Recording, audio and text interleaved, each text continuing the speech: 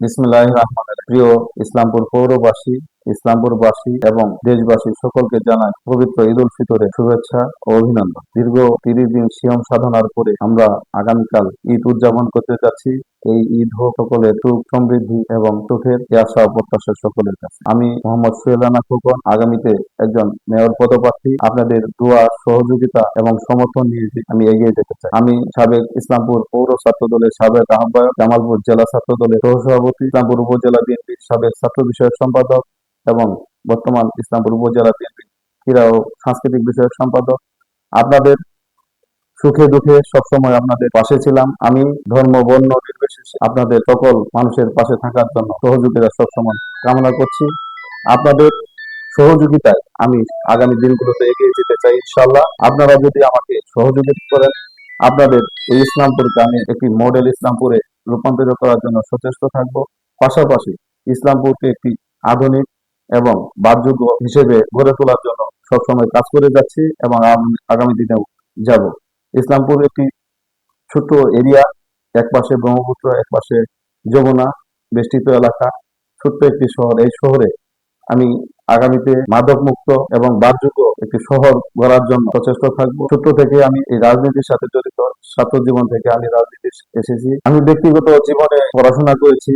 আমি মাস্টার্স করেছি রাষ্ট্রবিজ্ঞানে, পাশাপাশি আইনের থেকেও আমি পড়াশোনা করেছি এলএলবি। তো আমি আমাদের প্রিয় নেতা সুলতান মাহমুদের হাত ধরে আমি রাজনীতিতে এসেছিলাম এবং আমাদের শহীদ জিয়ার আদর্শকে ধারণ করে লালন করে আমি আমার ব্যক্তিগত জীবন রাজনীতিতে পদার্পণ করি, তার 19 দফা বাস্তবায়নের করার জন্য এবং পরবর্তীতে তারই সুযোগ্য সন্তান তারেক রহমান 31 দফা বাস্তবায়নের লক্ষ্যে আমরা কাজ করে যাচ্ছি।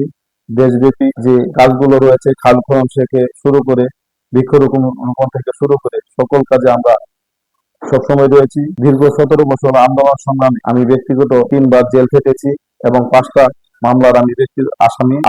আপনারা জানেন আমি আমার রাজনীতি জীবন আদর্শকে ধারণ করে সকল কিছুর ঊর্ধ্বে থেকে আমি ছাত্র জীবন থেকে এই পর্যন্ত আপনাদের পাশে ছিলাম, পাশে আছি, পাশে থাকবো ইনশাআল্লাহ।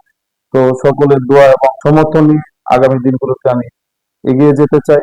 আপনাদের দোয়া এবং সহযোগিতা এবং ভালোবাসা পেয়ে আমি ইনশাআল্লাহ আপনাদের সেবক হিসেবে সারা জীবন আপনাদের পাশে থাকতে চাই। প্রিয় ইসলামপুরবাসী, আপনারা যদি আমাকে আপনাদের সেবক হিসেবে দায়িত্ব পালন করার জন্য সুযোগ দেন, তবে আমি ইসলামপুরকে একটি আধুনিক বাসযোগ্য নগরী করার জন্য সচেষ্ট থাকবো। পাশাপাশি মাদক একটি বিশাল সমস্যা, এই সমস্যাকে আমরা খেলাধুলার মাধ্যমে খেলাকে মাদকের বিরুদ্ধে কাজ করার জন্য আমরা সচেষ্ট থাকবো। আপনারা যদি আমাকে মেয়র পদে আপনাদের সেবক হিসেবে দায়িত্ব পালন করার সুযোগ দেন, আমি ইসলামপুরকে একটি মাদক মুক্ত, ইপিজিং মুক্ত এবং বাসযোগ্য একটি শহর করার জন্য বদ্ধপরিকর।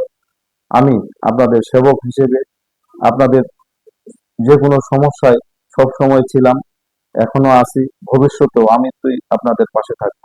ইসলামপুরে কিছু জলাবদ্ধতা রয়েছে, কিছু ড্রেনেজ ব্যবস্থার সমস্যা রয়েছে, সোয়ারেজ ব্যবস্থার সমস্যা রয়েছে, আমাদের আধুনিক লেট্রিনের সমস্যা রয়েছে। এইগুলো আমাদের ইসলামপুরের সবচেয়ে বড় সমস্যা।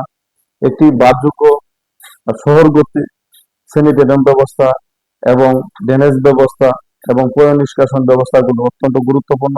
আমি যদি আপনারা আমাকে সুযোগ দেন, আমি যদি মেয়র হতে পারি, আপনাদের সকল সমস্যাগুলো ইনশাআল্লাহ আমি আপনাদের পাশে থেকে আপনাদের নিয়ে এবং জবাবদিহিতামূলক একটি আধুনিক ইসলামপুর গড়ে তুলবো এই আশা প্রত্যাশা আপনাদের কাছে। আমাদের প্রিয় নেতা, ইসলামপুরের মাটি মানুষের নেতা জনতা জনাব সুলতান মাহমুদ বাবু মহোদয়, নব নির্বাচিত সংসদ সদস্য, তার হাতকে শক্তিশালী করার জন্য তার সহায়তায় ইসলামপুর পৌর শহরকে একটি মডেল শহর তার স্বপ্ন ছিল। তার স্বপ্নকে বাস্তবায়ন করার লক্ষ্যে আপনারা যদি আমাকে সমর্থন করেন, আমি আপনাদের সেবা করার জন্য সেবক হিসেবে সবসময় আপনাদের পাশে থাকবো, পাশে আছি, পাশে ছিলাম, এই আশা প্রত্যাশা দেখছি। পাশাপাশি আমাদের ইসলামপুরের ধর্ম বর্ণ নির্বিশেষে সকল সম্প্রীতিকে একত্র করে আমরা একটি আধুনিক বাসযোগ্য শহর গড়বো, এই আশা প্রত্যাশা রাখছি সকল। আপনারা যদি আমাকে সেবক হিসেবে দায় দেন, আমি আপনাদের পাশে থাকবো, এই আশা প্রত্যাশা সকলের কাছে। সকলকে ধন্যবাদ। আসসালামু আলাইকুম।